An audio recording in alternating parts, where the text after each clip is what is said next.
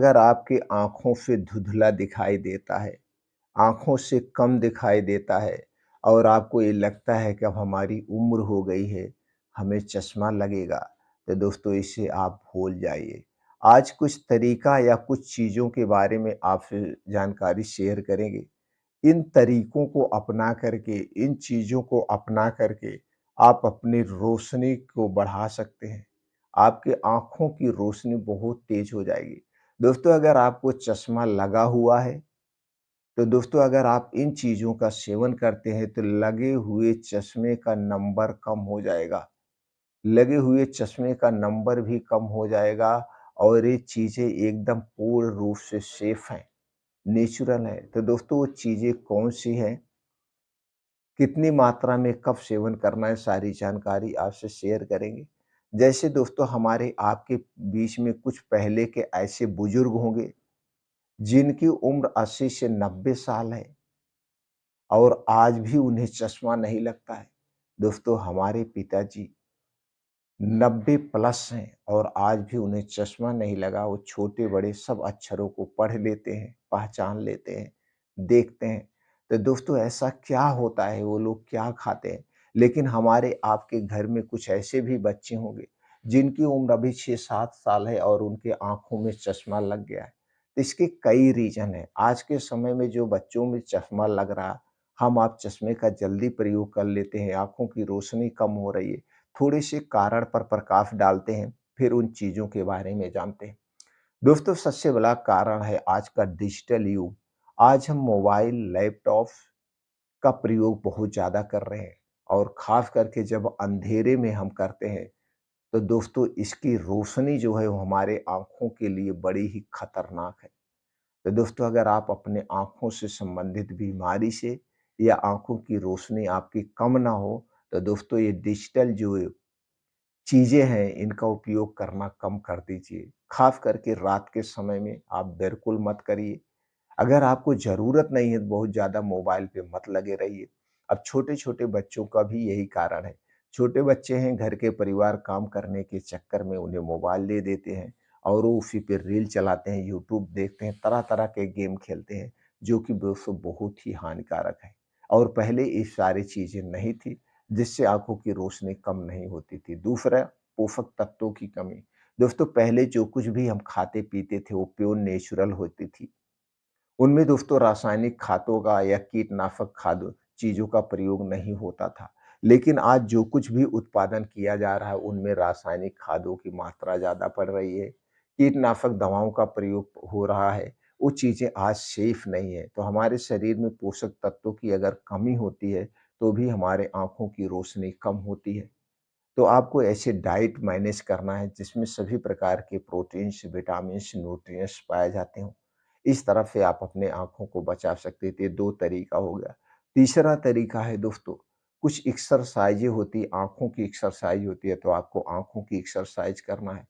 और दोस्तों कुछ तरीका अपनाना होगा, जैसे आप बाहर से जब भी आइए, आप अपने घर से बाहर से कभी भी आइए, चाहे ऑफ़िस से आइए, चाहे कोई काम करके आइए। जब घर में आ जाइए और आपको लगे कि अब हमें घर से बाहर नहीं जाना है, तो अपने मुँह को बढ़िया से ठंडे पानी से धुलिए, आँखों को ठंडे पानी से धुलिए। धुलने के बाद जब आप सोने जाइए, सोते समय आप अपने नाभि में, ये दोस्तों नाभि के पीछे एक पेकोटी ग्रंथि पाई जाती है, जो ग्रंथि शरीर की सबसे शक्तिशाली होती है। तो नाभि में जब आप शुद्ध सरसों का तेल या शुद्ध नारियल का तेल लगाते हैं, तो सारे शरीर की नसों की ऑयलिंग हो जाती है। इससे आँखों की रोशनी भी तेज़ होती है और शरीर से कोई दर्द है, दर्द भी दूर होता है। बड़े ही फ़ायदेमंद है दोस्तों। मैं 12 महीने शुद्ध सरसों का तेल अपने नाभि में डालता हूँ। 2 बूँदें रोज़ सोते समय लगाता हूँ। ये पहला अंग हो गया।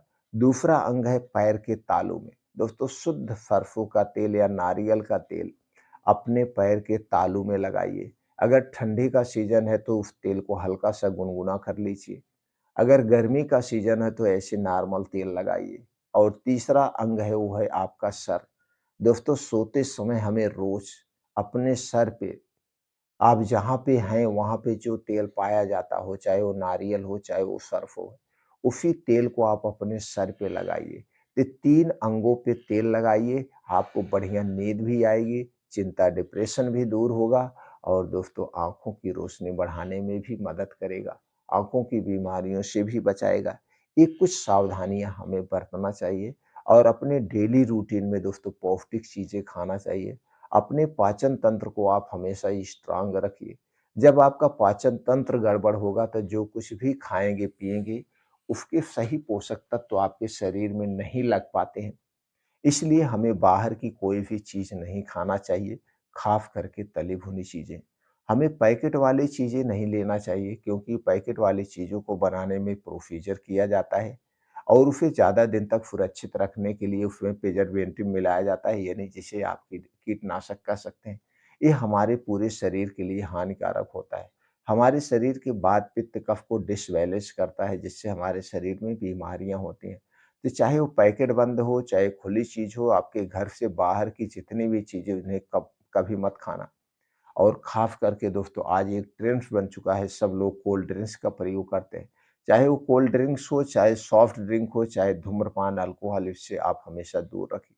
ठंडे पानी का सेवन हमें नहीं करना चाहिए क्योंकि हमारे शरीर का तापमान हमेशा 36 से 37 डिग्री सेल्सियस होता है।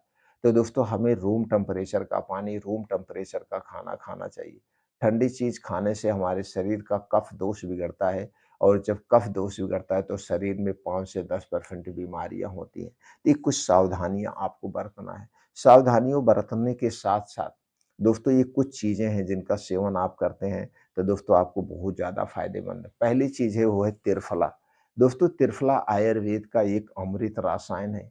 ये आँखों की रोशनी के साथ-साथ आपके पूरे शरीर के लिए बड़ा ही फ़ायदेमंद है। तो त्रिफला चूर्ण आपको मार्केट से लेना है। त्रिफला चूर्ण हरड़, बहेड़ा और आँवला से बनता है। ये तीनों फल हमारे पूरे शरीर के लिए बड़े ही फ़ायदेमंद है। तो आपको त्रिफला चूर्ण 1 चम्मच लेना है और इसी के साथ आपको लेना है शहद। मधु, यानी शहद एकदम शुद्ध होनी चाहिए।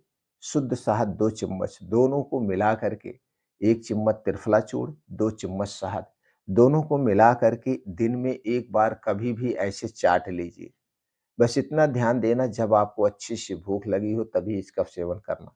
अब इन दोनों को मिला के ऐसे चाटने के बाद दोस्तों आपको कुछ नहीं खाना-पीना है 1 से डेढ़ घंटे तक। आपके मुँह में कुछ नहीं जाएगा तब आपको फ़ायदा मिलेगा। इसे रोज़ करना है और रोज़ एक चीज़ और करना है दोस्तों वो है गाजर और चुकंदर। दोस्तों गाजर और चुकंदर के रस का प्रयोग करना है। गाजर और चुकंदर का जब सीज़न हो, इसका सीज़न कब होता है? दोस्तों इसका सीज़न इन दोनों चीज़ों का है, फरवरी से आपको गाजर और चुकंदर मिलना शुरू हो जाते हैं और जब तक बारिश नहीं होता है तो 3-4 महीना आपको मिलता है। तो 3-4 महीने गाजर और चुकंदर का सेवन करना है। वैसे तो आपको मार्केट में गाजर और चुकंदर 12 महीने मिलते हैं। इनमें से कुछ स्टोर किए हुए होते हैं और कुछ दोस्तों ऐसे स्थानों पे उगाए जाते हैं जहाँ पे बारिश कम होती है। तो जहाँ पे आप रह रहे हैं वहाँ पे जब ये दोनों चीज़ें पाई जाती हों तभी सेवन करना है। तो कितनी मात्रा में लेना है? दोस्तों आपको लेना है 2 से 200 ग्राम गाजर और इसी के साथ 50 ग्राम चुकंदर, यानी कुल मिला के दोनों 250 ग्राम हो गया। या आप ऐसे जानिए जितना आपका वेट है वेट का 5%। अगर आपका वेट 50 किलो है तो 250 ग्राम लेंगे। अगर आपका वेट 60 किलो है तो 300 ग्राम। जितना आपका वेट है वेट का 5% आपको लेना है। इन दोनों चीज़ों को लेने के बाद बस इतना ध्यान देना, चुकंदर 50 ग्राम से 100 ग्राम से ज़्यादा मत लेना। गाजर की मात्रा आप घटा-बढ़ा सकते हैं। लेकिन चुकंदर 50 ग्राम या 100 ग्राम ही रखना है, इससे ज़्यादा मत लेना। अगर आप इससे ज़्यादा लेंगे तो इसमें आयरन की मात्रा ज़्यादा होती है, आपको गैस, कब्ज़, एसिडिटी हो सकती है। इन दोनों का जूस निकाल कर के 24 घंटे में दिन में 1 बार लेना है, लेकिन दिन में लेना है। सूर्य डूबने के बाद नहीं लेना है। लेना है बस जूस तब पीना है जब जूस तभी पीना है जब दोस्तों आपको अच्छी सी भूख लगी हो। जूस पीने के पहले और जूस पीने के बाद आपको कुछ नहीं खाना-पीना है। और तीसरी चीज़ है दोस्तों जो आपको रोज़ लेना है, आपको लेना है बादाम। क्या लेना है? बादाम लेना है, काजू लेना है और इसी के साथ दोस्तों आपको लेना है सौंफ। सौंफ लेना है, ये तीनों चीज़ें कितना-कितना लेना है, बराबर मात्रा में लेना है और अगर आपको मीठा पसंद है तो इसी के साथ में लेना है धागे वाली मिश्री। धागे वाली मिश्री लेकर के इन चारों चीज़ों को बराबर मात्रा में लेके पाउडर बना लीजिए और पाउडर बना के आप घर पे रख लीजिए। अब इसी पाउडर से 1 से डेढ़ चम्मच पाउडर लेना है और 1 गिलास आपके घर का दूध चाहिए। आपके घर का होना चाहिए, पैकेट का दूध नहीं। 1 गिलास घर के दूध में दोस्तों मिला करके सुबह-शाम खाना खाने के 1 घंटे के बाद आपको पीना है। इससे आपके शरीर में एनर्जी भी आएगी, पोषक तत्वों की पूर्ति होगी और आँखों की रोशनी बढ़ाने में भी मदद करेगा। इसका प्रयोग आप रोज़ करेंगे तो दोस्तों कुछ ही दिनों में आपकी आँखों की रोशनी बढ़ना शुरू हो जाएगी।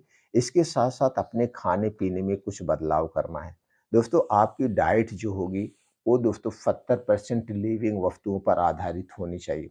लिविंग वस्तुओं की बात करें तो दोस्तों हरी साग-सब्जियाँ, जिस मौसम में जो पाई जाती हैं उनका सेवन जम के करिए। रोज़ 1 से 2 फल का सेवन करिए मौसम के हिसाब से, आप रोज़ 1 से 2 फल खाइए। जिस मौसम में जो फल पाए जाते हों, उन फलों का सेवन करिए। अगर आप मांसाहारी हैं, तो दोस्तों 1 से 2 अंडे आप रोज़ ले सकते हैं। 2 अंडे आप रोज़ ले सकते हैं और इसके लिए दोस्तों आपको पर्याप्त नींद भी चाहिए। 6 से 7 घंटे की अच्छी-सी नींद भी चाहिए। इसके लिए आपको 10 से 11 बजे तक लेटेस्ट सो जाना है और सुबह उठना है। शारीरिक एक्टिविटी बढ़ाने के लिए डेली 2 घंटे का समय निकालिए। 1.5 से 2 घंटे निकालिए, योगा करिए, मेडिटेशन करिए, एक्सरसाइज करिए, प्राणायाम करिए। इन सब से शरीर की एक्टिविटी बढ़ती है। ये डेली दिनचर्या वाली चीज़ें आपको रोज़ करना है, जिससे दोस्तों आपका शरीर स्वस्थ और निरोग होगा, उसके साथ-साथ आँखों की रोशनी भी बढ़ेगी। इसमें कोई दवाओं का प्रयोग नहीं है, जो भी जानकारी हमने शेयर किया है, ये आपके पूरे शरीर के लिए एकदम सेफ है, सुरक्षित है। इससे आपके दोस्तों शरीर पे कोई नुकसान नहीं पड़ेगा। इससे आँखों की रोशनी तो तेज होगी ही होगी, उसके साथ-साथ आपकी शरीर की इम्यूनिटी भी मजबूत होगी, शरीर की हड्डियाँ, मांसपेशियाँ भी मजबूत होंगी और आपका पूरा शरीर स्वस्थ और निरोग हो जाएगा, जिससे दोस्तों आप हर एक बीमारी से दूर रहेंगे।